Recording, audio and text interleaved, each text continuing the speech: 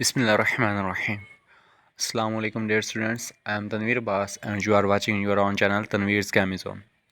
Dear students, the topic of today's discussion is fractionation of crude oil. Dear students, जब हमने crude oil को preliminary treatment के process से गुजार लिया, उसके बाद हम क्या करेंगे, उसकी फ्रैक्शनेशन करेंगे।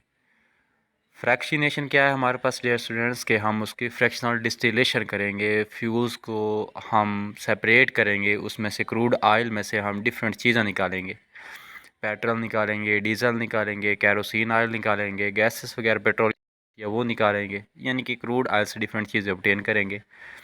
वो किस तरीके से करनी है, वही हमारे पास प्रोसेस क्या है, फ्रैक्शनेशन का है। चलते हैं प्रॉपर टॉपिक की तरफ।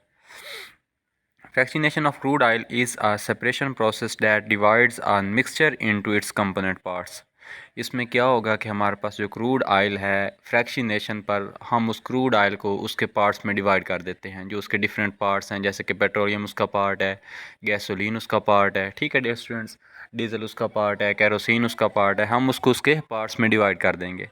Are fraction of oil based on their difference in their boiling points, या हम उनको उनके बॉइलिंग पॉइंट्स के हिसाब से, हम उसके डिफरेंस के हिसाब से उनको सेपरेट कर लेंगे।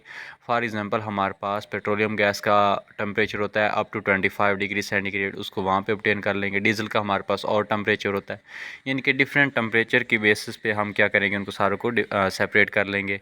उनके वेपर प्रेशर की डिफरेंस की बेस पे, उनके मालिकुलर वेट की डिफरेंस की बेस पे उनको हम क्या करेंगे, वहाँ से सेपरेट करेंगे।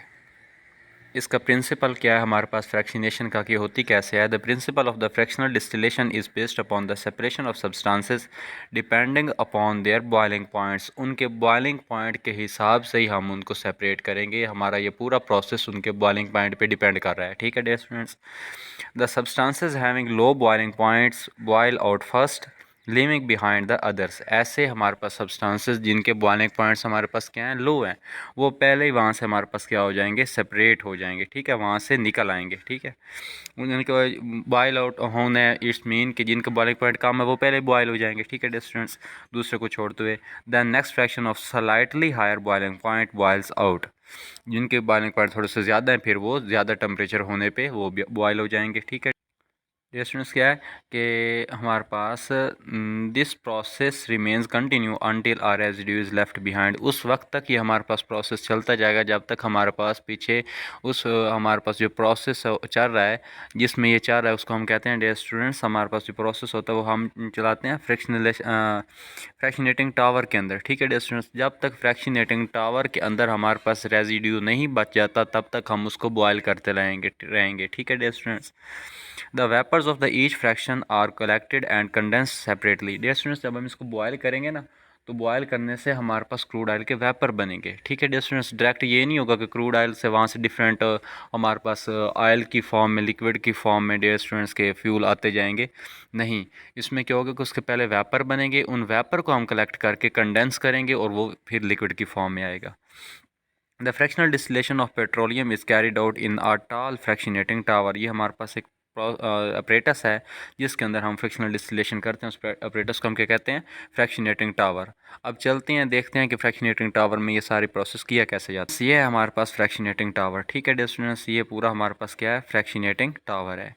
अब देखें, यहाँ से हमने इसको पेट्रोलियम प्रोवाइड करनी है, ठीक है, हमारे पास क्रूड ऑयल आ जाएगा, ठीक है। यहाँ से नीचे एक फर्नेस होनी है, इसके साथ अटैच होगी, ठीक है डियर स्टूडेंट्स। इस फर्नेस का जो टेम्परेचर है वो हमारे पास होना 400 डिग्री सेंटीग्रेड, यानी कि हमने 400 डिग्री सेंटीग्रेड तक इसको बॉयल करना है क्रूड ऑयल को। अंदर हमारे पास क्रूड ऑयल्स के वेपर वगैरह बनेंगे, फ्रैक्शनेटिंग कॉलम है ये सारा हमारे पास, ठीक है डियर स्टूडेंट्स। अच्छा डियर स्टूडेंट्स, देखें, सबसे पहले जो हमारे पास जब टेम्परेचर हम बनाएंगे तो देखें नीचे टेम्परेचर क्या होना है, ज़्यादा। ऊपर जैसे जैसे ऊपर जाएंगे हमारे पास टेम्परेचर क्या होगा, कम होगा, ठीक है डियर स्टूडेंट्स।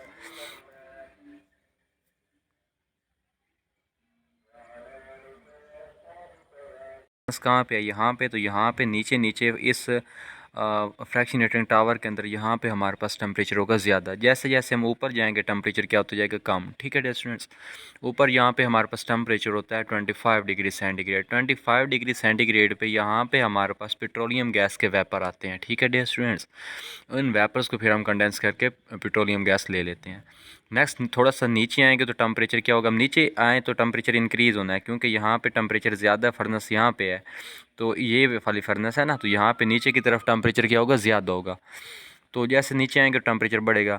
तो अगर थोड़ा सा नीचे आए तो टेम्परेचर रहता है 3 to 80 डिग्री सेंटीग्रेड। जब 3 to 80 डिग्री सेंटीग्रेड यहाँ पे हमारे पास पेट्रोलियम ईथर के प्रोडक्ट्स वेपर उसके बनते हैं, ठीक है डियर स्टूडेंट्स। उससे थोड़ा और नीचे चले आए तो 80 to 170 डिग्री सेंटीग्रेड यहाँ पे हमारे पास गैसोलीन या जो पेट्रोल होता है, ये जो हम कार वगैरह में, बाइक्स में यूज़ करते हैं, लो व्हीकल हमारे पास हैं, इनमें जो हम यूज़ करते हैं वो ऑब्टेन होते हैं, इसके वेपर ऑब्टेन होंगे, फिर उनको कंडेंस करके लिक्विड फॉर्म ऑब्टेन की जाएगी। उससे थोड़ा सा नीचे आ जाएँ तो हमारे पास 170 से 250 डिग्री तक हमारे पास क्या होता है, केरोसिन ऑयल ऑब्टेन होता है। ये जो हमारे पास एरोप्लेन के अंदर ऑयल यूज़ होता है, यही केरोसिन ऑयल ही होता है।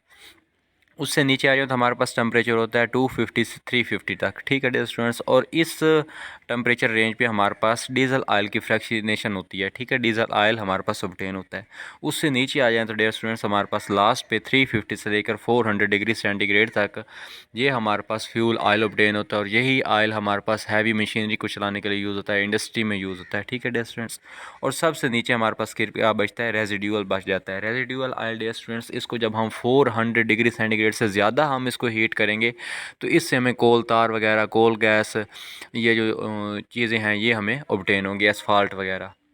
डियर स्टूडेंट्स, इसमें वही है कि हमारे पास जब हम टेम्परेचर क्या करते हैं, राइज़ करते हैं, तो हमारे पास यानी कि टेम्परेचर ऊपर वाली साइड पे टेम्परेचर लो होता है, ऊपर वाले कॉलम में, तो वहाँ पे हमारे पास क्या होता है कि लो टेम्परेचर पे हमारे पास और पेट्रोलियम के प्रोडक्ट आते हैं, और जैसे टेम्परेचर नीचे की तरफ इंक्रीज़ होता जाएगा तो हमारे पास डिफरेंट रेंज के अकॉर्डिंग, हमारे पास डिफरेंट बॉइलिंग पॉइंट के अकॉर्डिंग डिफरेंट प्रोडक्ट्स ऑब्टेन होती जाएंगी, डिफरेंट फ्रिक्शंस ऑब्टेन होंगी।